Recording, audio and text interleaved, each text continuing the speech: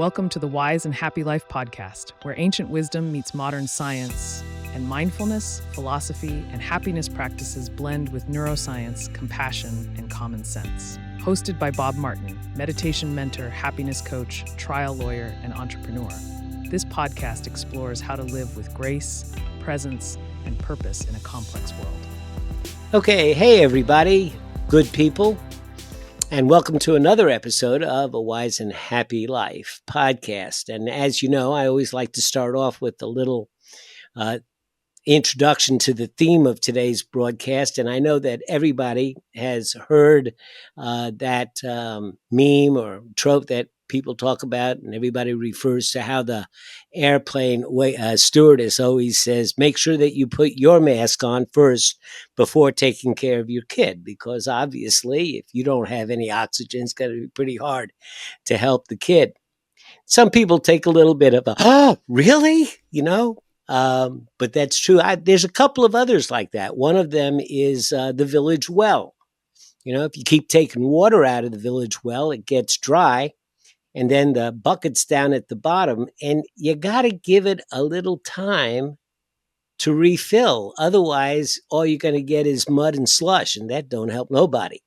You got to get a little bit of filling of it. But one of my favorite ones, and just to take a moment, one of my favorite ones is about a friend of mine who got a pool. And, pools are a lot of maintenance. And you always have to be putting the Clorox or the chlorine into it. And you put all the chlorine into it, it's got a lot of chlorine. And then it gets down to having hardly any chlorine. And you got to try to maintain this balance. And it's so hard. Then he got this really cool device. And all he does now is put salt in the pool. Because the device, salt is made up of sodium chloride. So the device separates the sodium from the chlorine and slowly maintains the pool by constantly adding just a little bit of chlorine. And I thought, wow, if caretakers and those of us, who are responsible from other folks could get into that kind of a pace where we're slowly taking care a little bit of a time just as it's needed, instead of going bonkers and then getting exhausted and going bonkers anyway. So I say all these things to introduce you to Jenny Lytle, an RN, a nurse who has some wonderful, wonderful things to share. The name of the podcast is Self-Care Isn't Selfish. That's the name of her book. Am I right? Is that the name of the book? That is the name of the book. The podcast is The Nurse's Break Room with Jenny Lytle, RN. There you go. But your book is, yes. Self-Care is Not Selfish. And I stole the name of your book for the name of the podcast because it's such an important topic. To take care of folks is one of the most rewarding things in life, but it has to be done and you have to pace yourself. So, Jenny, with that, let me ask you to say a few words to the folks and ask me if was I right on? Did I get that right? Yes, absolutely. And I love that. I love the story. Of course, yes, we hear the oxygen mask thing and it feels counterintuitive, especially if you've got people that, like you said, if you've got little ones or other people who might need your assistance, you're like, well, of course I'm going to help them first. They can't do it themselves, but just like you said, when you're not taking care of yourself, especially as a caregiver, then how are you going to be able to show up for those people? So, yes, we all need to have that little salt into chlorine kind of dispenser, have that way to work it out, because that would definitely make life a lot simpler. I definitely could have used one of those myself. And I feel like I've kind of developed an approach that's maybe similar to that, fitting those little things in so that it's not a big all or nothing or a big overhaul, but it does take a little bit of adjustment to get used to that approach. And the idea of writing this book and the idea of being an advocate for self-care didn't just drop out of the sky. There were some things that brought you to that. Yes? Absolutely. So I've been a nurse for 31 years now. And about 8 years ago, I went through my own burnout struggle. I had I'd been in hospice for, well, I've been in hospice now for 20 years. So working, with people in end of life. And so that has its own challenges, but I mean, in reality, doesn't everything. So, but I really lost sight of my own needs. I was so busy taking care of everybody else. And, I'm a wife and a mom, and I've got lots of hats like most of us do. And it's I lost sight of me. I was very busy taking care of everybody else, and I enjoyed that. I am a caretaker, and I enjoyed the gratification that I got from that. Hmm. But I realized, when things got kind of ugly, that wow, I don't know who I am anymore. I don't know how to take care of myself, and I lost my way for a while. And then a year later, my mom died, and that was pretty sudden. And she also was a nurse and very much a caregiver to her core. And that really made me realize like how important taking care of ourselves is and how bad so many of us are at it. Mm. And so that, all of that kind of led me on a journey to really trying to figure out like how can we fit it in, because life's busy, and it can feel daunting to, if I don't have time to do all these things that I feel like I need to do, how am I going to fit in time for myself? And that's kind of how I came up with my approach, which is to, to keep it simple but to make it very personalized, because Hmm. we're all different. And there are some I'm not going to say methods. There are some ideas, some skills that you've come up with and put together. But before we get there, um, you mentioned that it was kind of counterintuitive, the oxygen thing, but in a certain way, it's also kind of counterintuitive that we don't take care of ourselves. I mean, if you look at a dog, and he injures his foot, my poor puppy, she tore an ACL, and she knows exactly how much activity that she's going to have, and when she wants to rest, and when she needs some care, and she just knows. She takes care of herself. She doesn't push her limits, and even though she may want to go out and play, she'll do it in a certain way. So, I mean, it seems like other mammals have an idea about self care. What is it that creates such an obstacle for us? Is it that we don't think we deserve it, or I you think what? definitely for some people, absolutely. And I love that that's a beautiful illustration of yes, animals do know. And there's some people who seem to be a little more instinctive about that. But there are those of us who are maybe a little more wired to that caregiving Hmm. role. But it's it can be a vicious cycle because and especially, and I'm not saying there's not men who don't experience this, but as women, we're kind of taught from a young age to, to help people and to, to not rock the boat and to make sure that, that we're keeping everybody happy. And I personally, I'm a Jesus follower, and that's something that like adds an extra layer of it because, we're Mm. supposed to sacrifice for other people. We're supposed to be servant leaders and all of that. And I believe that all of that is true. I just don't believe that it has to be at the expense of our own needs. And if we believe that it's true, if we believe that we have a duty to help others, then that's all the more reason that we really need to make sure that our own needs are met, because otherwise we don't have the capacity to care for others long term. So it's just those kind of simple mindset shifts and realizing that it doesn't have to be all or nothing. It doesn't, if I'm taking care of myself, that doesn't automatically mean that I'm neglecting everybody else. I'm able to get a piece of that pie too. And that makes me Hmm. show up better for other people for sure. Yeah, it's like the well. If you don't have a chance to recharge, then all you can give is mud. Yes. You know, Yes. Yeah. um, but even now that you mentioned, as a Christian, I came to Christianity somewhat late in life, and that's a whole nother story. But And because of that, I take a kind of a new person's eye on some things that, you hear all the time.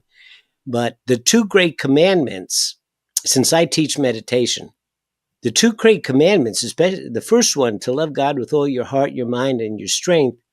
Well, if you don't settle your mind, if it's always the inner critic is always harping at you, telling you that you haven't done enough, you're not good enough, you're not thin enough, you're not this enough, you're not that. Um, how can you love your God with all of your mind if your inner critic is constantly blasting you? So Mhm. you need to take care of yourself mentally. And then the second commandment, he says, love your neighbor as yourself. And Yes. if you don't love yourself the way God loves you, Mhm. if you are critical of yourself and you love your neighbor as yourself, then you're going to love your neighbor by being critical of your neighbor. And that's not, I Mhm. think, so I think the commandments really are very much about taking care of ourselves. Yes. And I had never one of the things, and I mentioned this in my book, is the part about, the loving your neighbor as yourself. And a lot of us have that loving our neighbor down. It's the as As yourself. If yourself. we're supposed to be loving our neighbor and maybe we're doing a good job of that, but what about us? It's as yourself. We can't leave that out. You can't. But I love what you said about the first part. I hadn't really thought of it that way. So Bob, I'm gonna have to go back and listen to that. I'm gonna make sure that I let that sink in. I like that. So thank Yeah. you. Well, all it says is that you have to make some space to give God a chance to get in, through a Mhm. pretty sunset or through recharging or doing something Mhm. you enjoy, listening to music that is uplifting, whatever, that's part of taking care of yourself. And it's also a way of creating some space in Mhm. your environment, to allow the well to fill back up. But that's just a meditator talking. Yeah. Well, I think there's a lot of wisdom there. Thanks. But You're you go welcome. ahead. You go ahead. What are some of these? What are some of the danger signs, and what are some of the mindsets that you can begin to employ that will help you change your patterns? Yes. So that I think, some of the danger signs are when we just keep thinking, I'll just work a little bit harder. Or someday. This is my favorite one. This is the lie I still try to tell myself, well, right now is a really busy season, and that it can be a busy week, a busy season, or whatever, right now is a really, but soon things are going to slow down and then I'll take care of myself. They're not going to slow down. Yes, we have seasons maybe that are a little busier than others. And there's some that are a lot busier than others. But the reality is there's never going to be the perfect time to do anything, especially something that we're not even really sure we want to be doing or need to be doing. And so, we have to kind of change that around a little bit to, okay, like, you know what? Yeah, life is busy. Maybe my life is full, and sometimes that's full of good things, and sometimes that's full of maybe not so good things. But regardless, fitting in little bits of things that recharge us, that restore us at a soul level, is huge. And those are the little things that we need to be able to figure out how to plug into our lives. Mm-hmm. and Mm-hmm. and so much of that does just start with considering, hey, what if I continue along this path? And one of the things that I hear so often is, well, I don't have time to take care of me because I have, this person and that person, and, they're all counting on me. And I generally ask people to pause and think, okay, so if you have all these people that are counting on you, like, what if you're not here? I mean, let that be your motivation, Mm. not Mm. your excuse. Because yes, and the reality is, of course, I've worked in hospice for 20 years. So, and Right. we all know that things can happen at any time. But things are much more likely to happen when we're run down, when we're depleted, when we're not taking care of ourselves.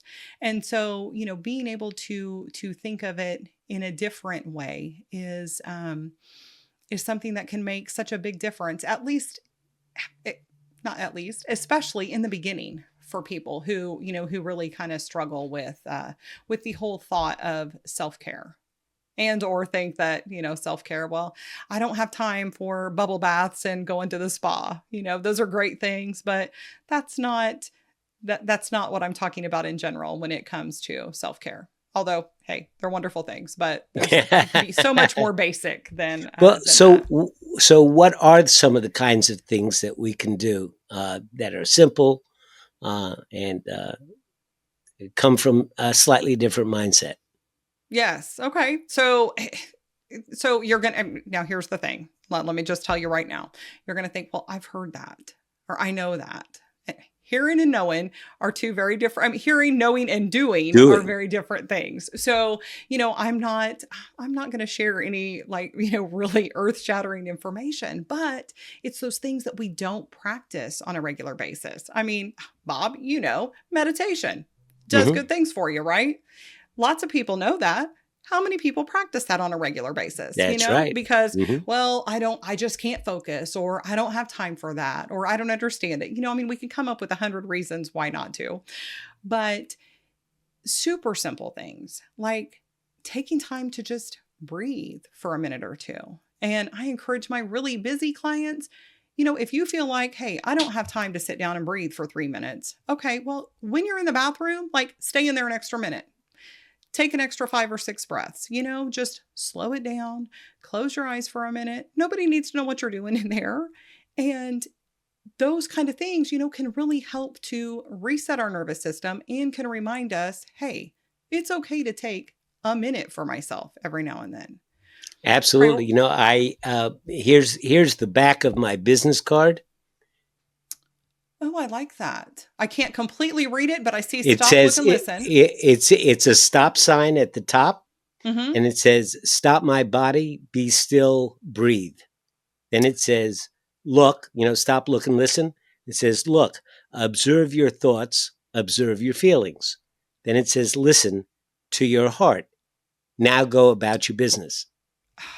And I tell my people, just take these cards and post them wherever you are the most hurried. Like Yes. usually it's in your closet where you're dressing because you're late to something, Right. right? Exactly. So just you see, stop. Just there's a whole village in France called Plum Village, which was organized by a Buddhist monk, Thich Nhat Hanh, and they sound the bell in the belfry at random times during the day. And the culture of the village is that everybody stops. Whatever, if they're in a conversation, they stop talking. If they're shoveling, they stop in mid stride and they listen and they follow the sound of the bell into the silence and take a moment and check in with themselves and are saying, am I being the best me? Where are my thoughts? And then the bell fades and then they go about their business. That is so cool. It's so cool. Yeah. I want to do that here. I'm I'm already thinking, where are we going to put that bell? Yeah. Yeah. Yeah. Yeah. Yeah, what a great Maybe those idea. old cuckoo clocks weren't so stupid. Right, right. And you know what? My husband always kind of liked those. Maybe we need a cuckoo clock. Huh. Interesting. Interesting. Yeah, well, that's a great idea. Yeah. But But yes, it's those like you little say, things it's, that mhm. mm, Go ahead. yeah, those things like that just remind us like, hey, it's okay to take a minute. And prioritizing sleep. We're all we're not all. Lots of us are very sleep deprived. And part of that is because our lives are jam-packed. Part of that is because we're on our phones way too much, way too late. I mean, I do it too. But when we really think about the things that we know make a difference for us. Like I know I require more sleep than a lot of people do. Um I function best on, 7 to 9 hours, leaning a little more toward the 9 hours, and honestly, I love a good nap during the day too. And I've always been a big sleeper. And I work on call overnight, so my sleep isn't always great. So, I have to get a little creative with that, but just really being aware of how we function best, what we need personally, and what kind of things recharge us. Things like breathing, things like being in nature, those are kind of universal things that are helpful for people. But there are specific things that, that really recharge me, that may be very different than the things that do that for you, Bob. And Hmm. it's taking time to figure that out. Like, when do I feel my best? When do I feel like, you know what? I feel relaxed. I feel rejuvenated after this. And then what are those things, or maybe who are those people who make you feel the opposite? Hmm. And being able to, just think about that, balance those kind of things out so that you're not constantly doing all these depleting things without doing anything to re-energize yourself. Hmm. Yeah, so true, so true. Um, yeah, there was something I just had a great thought, or I'm not gonna say it's a great thought. It was a thought, yeah, but it left me. Um, so, oh, that's what it was. Uh, when somebody says, "Well, I'm going to change some of my behaviors and some of my practice," I realize I realize that I am tending to other things and taking care of other things. I'm not taking care of myself enough. I need to not do it because I'm getting burned out. And then they go back and continue to do the same stuff. And they say, I've got to take some steps to change this. But then often, sometimes people will take on something that's too heavy a load for change. It's like going into a gym when you haven't worked out and picking up a 50-pound weight to do an arm curl. So some of those things, and this is a question. The first thing that everybody always says, well, you have to learn how to say no, right? Right. But to me, that seems like a heavy load for a Absolutely. caretaker. It's Absolutely. like, are you kidding? I don't know how to. I'm not going to say no. I can't say no. It's Right. impossible for me. And so the eventually you want to get to a place where you have boundaries, Hmm. but it may be too heavy a load to take on something like just say no. Absolutely. And the first thing is taking a breath. Right. You work with the 2-pound weight first. Exactly. Just understanding that, hey, I need something. Like, I need something in my life to change. Uh-huh, uh-huh. And just like you said, I have a tendency to, if I'm going to make a change, then I'm going to make all the changes. I'm going to make them Hmm. all. I'll make them right now. I'm just going to turn my life around. It's time. Right. But I, how long does that last? Because you may have a perfect day where it's like, wow, I really killed that. But then, like, real life happens and you realize, okay, I've still got to do all these other things. So I can't totally revamp everything at once. But starting with those little things, starting with things that are not super difficult to do, like you said, a 2-pound weight, and then feeling like, hey, okay, you know what? I did that. And maybe it helped a little. At least it wasn't too bad. Hmm. And so then being able to build from there. And the boundaries, yes, absolutely huge. But also, if you're talking, about people who are caretakers in some way, the giving types, that's awful. Well, I just can't say no. Somebody has to do it. I know, because I said that all the time. I mean, that's how I ended up so burnt out. I would Hmm. always say, my husband would say, "So why are you on call again?" I'm like, "Well, somebody had to do it, and everybody else is busy." And so my thing was, I would feel like, well, I don't have something specific that I have to do tonight. So that must mean it's okay for me to take call. I mean, I need to take it because they've got a reason to not be on call. Like, just having downtime wasn't a reason for me, needing to have that little bit of space that didn't seem justifiable to me. Mm-hmm. And so now I do encourage, and I've got in my book as well, I've got a permission slip in there for those times when we need to just write ourselves, hey, I give myself permission to XYZ. Mm-hmm. And I also, for those who really struggle, I do this on my own calendar, is I'll block off some time that's just like time off, or blocked time where I can say, if somebody says, hey, can you do such and such, I'm like, I'm already booked up. And I'm booked up doing the things that I know help me. But it's easier, especially in the beginning, to have something that's like concrete, but then you Mm-hmm. need to treat that as an It's appointment. concrete. Yeah. Yes. And Yeah. also, That's the and also, trick, is to yes. respect it. Right. Just like you wouldn't flake on a friend Mm-hmm. that, that you knew needed something from you. So, but we have a tendency to, put our own needs aside and think, well, I'll just do it later. But, Mm-hmm. how later works. So, Mm-hmm. um, And what you're saying, as you're saying this, I'm just thinking that what you're saying, it also applies to, couple health. Because I tell you, my wife and I, we're both. I'm 75. I think I've retired 3 or 4 times now. Um, and she was what a story. I mean, she at 68 years of age, she was loved gardening, and she decided she was going to become a landscape gardener. 63, I think. And she went to the school, and she came back from the first class day, and she asked me what a protractor was. And I said, wait a minute, you just signed up for a design school and you're asking me what a protractor is? She goes, well, I never took algebra. Okay. So you don't know the difference between a circle and a line. No. And she did it. She did it. She conquered it. Now she could tell you exactly how many cubic yards of mulch you're going to need in a triangular space that's 3 feet deep. And God bless. wow. But we stay busy with doing, a lot of stuff that we love doing, but we often don't.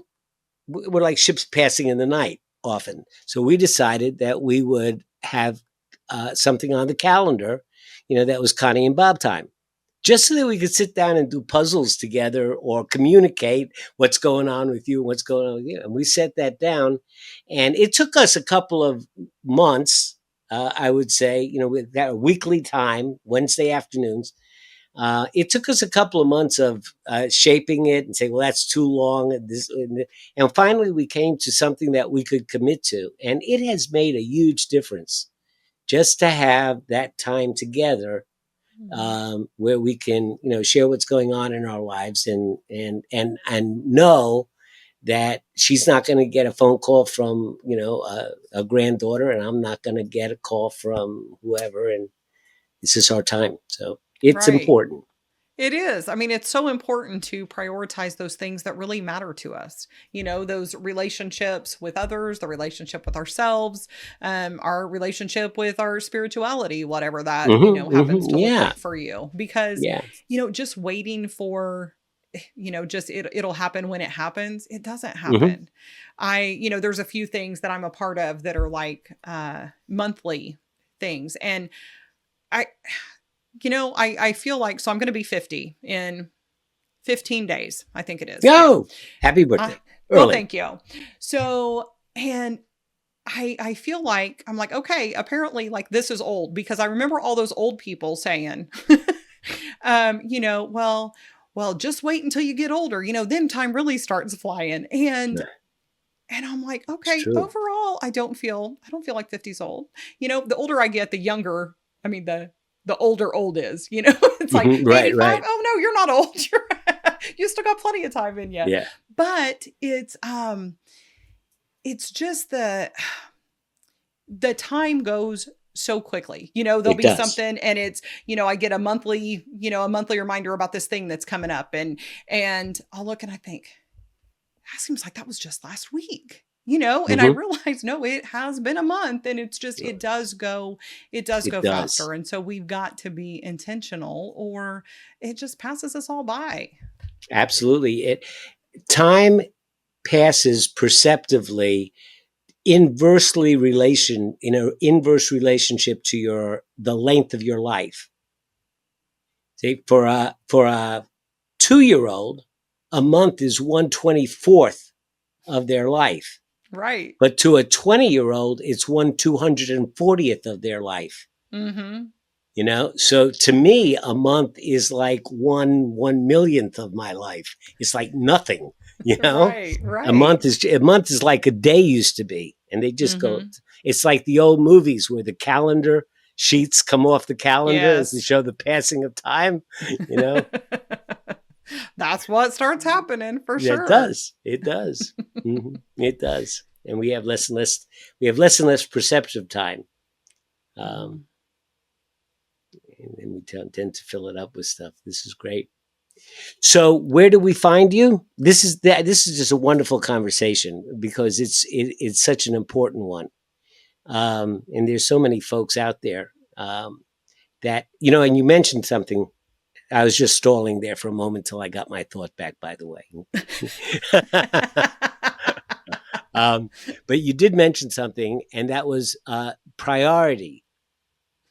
And when I speak and I mention meditation, somebody will come up and say, "Oh yeah, that's what I really need. I need meditation." And I say to them, "Well, are you willing to practice 10 minutes a day?" "Well, I don't know if I have 10 minutes." "Well, maybe you could get up earlier, 10 minutes earlier." "No, I'm not going to do that." And and at that point, I'll say, "Well, if your most favorite uncle that lives on the opposite coast of you dies, all of a sudden you'll have the time and money." So it's not time and it's not money, it's priority, Mm-hmm. right?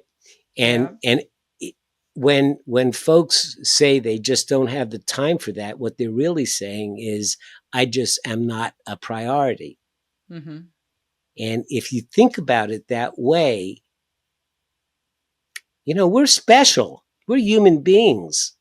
I mean, from the Christian perspective, we were created by God. And even from an evolutionary perspective, it's been millions of years to create this. Mm-hmm. And we're really special. And we have capacities that are almost unlimited. And to say that you're not a priority really is a insult to being a human being. I Mm-hmm. don't mean insult, but it's diminishing Right. of Right. who we are. That's what I mean. Right.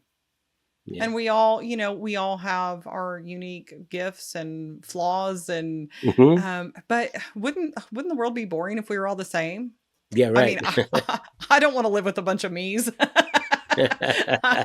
One of me is plenty, but yes, I agree that we we make time for the things that we really value, um, and some people just really don't see the value, or um,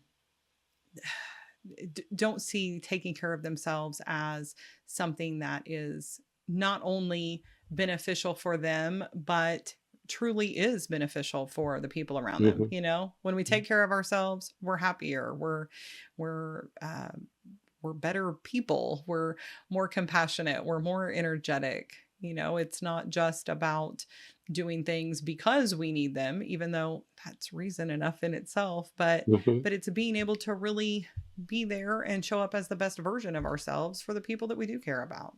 Yeah, absolutely. Absolutely. Hmm. So I do a meditation called Seeing Yourself Through the Eyes of a Loved One. Mhm. And you ask somebody to sit and imagine and set a chair opposite them and imagine that someone who they are absolutely sure loves them unconditionally, or if they don't have that, at least somebody they're absolutely sure wants the best for them. Mhm. And then you ask them, after some breathing and calming and grounding. Ask them to kind of go over there and look back at themselves through the eyes of this loved one, Mm. and to imagine how the other one sees them. And there's this song by John Adorney that has a chorus that, if only you could see you the way I see you. And that just rips me apart when I listen to that. But when you do this meditation, let me put it this way: you can't do it at the end of a session, because often it leaves people's guts all over the floor, and you got to take some time to put them back together after that Mhm. one. Mhm. Because when you think of how somebody else looks at you, somebody who loves you, it's hard to deny that you're not a priority. Mhm. You know, Mm. uh, That's beautiful. mm, Yeah, I'm gonna it's have to good think work. on that one for a while. So your book is called Self-care isn't Self Care. selfish. Self Care is not selfish, and your website is, JennyLytle.com. and your podcast is, The Nurse's Break Room with JennyLytle.com. and all of that's going to be on the show notes. And I hope that everybody listened to Jenny carefully and takes what she says to heart, because this is really important stuff. If you want to change the world, you got to change yourself. Well, thank you very much, Bob. I appreciate being here, and listeners can grab a free digital copy of my book on my website. Uh, Um, and also there are some other free resources there. Like there's the Busy Nurse's Guide to Less Stress. That's kind of it's a self-care light, I guess. If you're thinking, oh, the book sounds a little intense, really it's not. It's an easy read, but if you're just thinking of getting started, it's got just some simple strategies that you can fit into your life, and some journal prompts. And yeah, it's a little five mhm. page freebie that can get you started. That's right. Thanks for reminding me that. I actually did go and download the book, and it is really worthwhile. Every page, has another little insight in it. Every page is another little thought. And, one thought plus one thought plus one thought equals 20 thoughts. Absolutely. Well, thank you. Yes, and Yeah. I wrote it so that it was very easy to digest, and Hmm. it's easy if you want to sit down, you can read it all in probably 2 hours. And if you want to do little bits at a time, it's very easy to do that. Nice short chapters, kind of like James Yeah. Patterson. That's Right. I when I read his books, I thought, whenever I write a book, it's going to be like that. It's going to be short chapters, because I always end up reading more thinking, well, it's just a couple more pages. I'll just read one more chapter. Right. Right. Right. Well, thank Okay. you so much. I appreciate it, And Bob. thanks for your time, and thanks for your energy, and thanks for the good work that you do.